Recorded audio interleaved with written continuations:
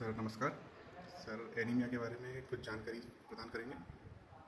देखिए, एनीमिया आपको पता है कि हर जगह आपने सुना है कि एनीमिया व्यापक रूप से है, खून की कमी है। जैसे बच्चों में हम देखते हैं लगभग 72% बच्चों में खून की कमी पाई जा रही है, और वयस्क अगर बड़ों में देखते हैं तो 52-53% के लगभग खून की कमी है।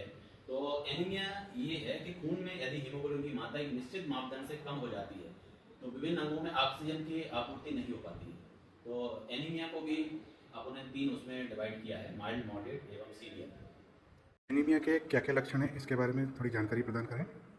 देखिए, लक्षण तो वो होते हैं जो हमें, जैसे चलने में थोड़ा दूर जाके आप थक जाते हैं जल्दी से, सांस सांस भी फूलने लगती है ना, और कमजोरी महसूस होगी, और चक्कर आने लगते हैं, चिड़चिड़ापन महसूस होता है, काम में मन नहीं लगता है, और एकाग्रता में कमी हो जाती है ना। तो ये अपन कह सकते हैं कि लक्षण है। अच्छा, संकेत क्या हो सकते हैं? जैसे अपन अपनी हथेली में लालिमा, हथेलियों में लालिमा कम हो रही है।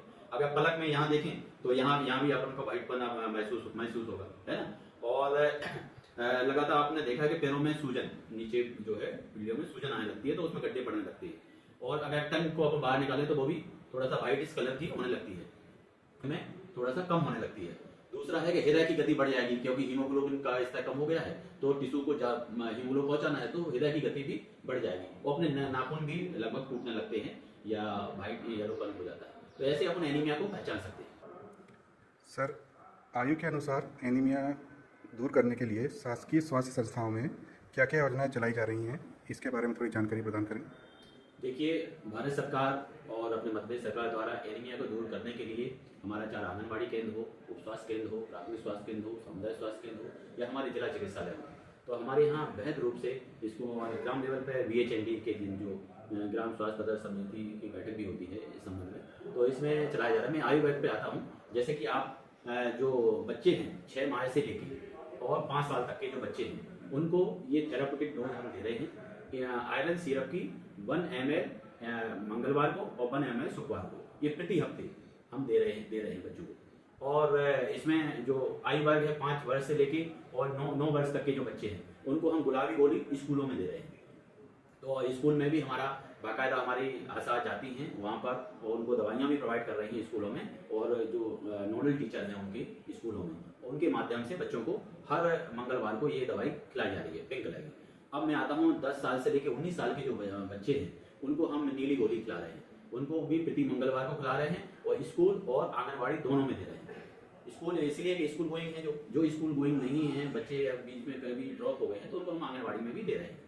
अब हमारा सबसे लार्ज ग्रुप जो आता है जो गर्भवती महिलाएं, गर्भवती महिलाओं को हम रेड कलर की जो है आयरन की टैबलेट दे रहे हैं, और 6 महीने तक दे रहे हैं। तो ग्राम स्वास्थ्य जो पोषण दिवस हमारा होता है, VHSND जो होता है ग्राम लेवल पे, जिसमें टीकाकरण भी होता है, गर्भवती महिलाओं की सारी जांचें भी हम करते हैं, गर्भवती दाती महिलाएं, किशोरी बालिकाएं भी आती हैं, तो उस समय हम VHN के दिन हम 6 माह के लिए उनको आयरन की टैबलेट हम प्रदान कर रहे हैं गर्भवती महिलाओं को। अब जो धात्री महिलाएं हैं, आफ्टर डिलीवरी के लिए हम उनको भी 6 माह तक आयरन की नियमित गोलियां हम दे रहे हैं, जिससे कि उनमें खून की कमी ना हो।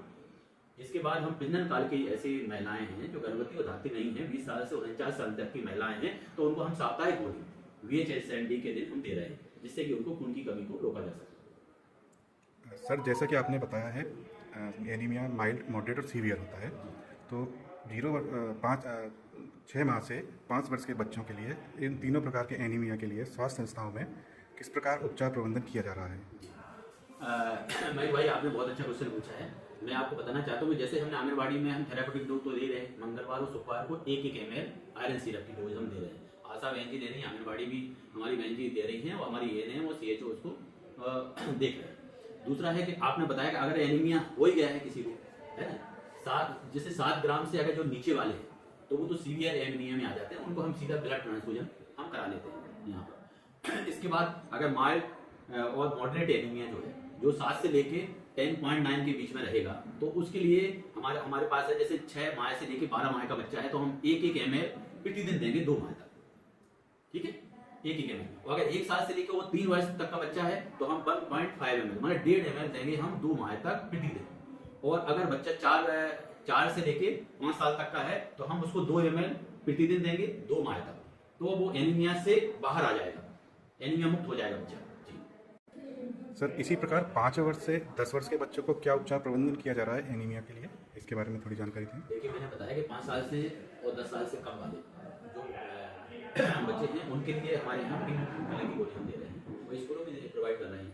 अच्छा, अगर इनको 7 से कम है हीमोग्लोबिन तो अपन ब्लड ट्रांसफ्यूजन की तरफ जाते हैं, और अगर ये 7 से 11 ग्राम से 11.5 ग्राम से कम है तो माइल्ड मॉडरेट में है, तो इनके लिए हमारे पास जो उपचार है कि एक जो गुलाबी गोली होती है वो 2 माह तक हम प्रतिदिन देते हैं। बस अभी हम क्या करते हैं, प्रति मंगलवार को हम दे रहे थे गोली, तो उसी हम जो पिंक गोली है उसको हमें 2 माह तक प्रतिदिन देना है, तो वो एनीमिया से मुक्त हो जाएगा। और आयरन रिच फूड दे देंगे हम, जिससे कि उसका पोषण स्तर भी बढ़ सके और वो एनीमिया से जल्दी बाहर आ सके। सर इसी प्रकार 10 से 19 वर्ष के आयु वर्ग के किशोर एवं किशोरियों के लिए स्वास्थ्य संस्थाओं में हम क्या उपचार प्रबंधन कर रहे हैं, इसके बारे में थोड़ी जानकारी दीजिए। जैसा कि मैंने पूर्व में भी बताया था कि 10 साल से लेकर 19 साल तक के जो बालक बालिकाएं हैं उनके लिए हम क्या कर रहे हैं कि स्कूल और आंगनबाड़ी में प्रति मंगलवार को एक ब्लू टैबलेट दे रहे थे। अब इसमें करना क्या है कि 7 ग्राम से अगर कम है तो हम तो ब्लड ट्रांसफ्यूजन उसका करा देंगे तो वो आ जाएगा। इसके बाद क्या करेंगे कि 3 माह तक जो हम ब्लू टैबलेट दे रहे थे उसको सुबह शाम आप ब्लू टैबलेट दे देंगे तो वो आयरन से बाहर आ जाएगी खाना खाने के बाद। सर गर्भावस्था के दौरान अगर एनीमिया के लक्षण प्रतीत होते हैं तो उसके लिए हम स्वास्थ्य संस्थाओं में क्या उपचार प्रबंधन करते हैं, इस बारे में जानकारी दें।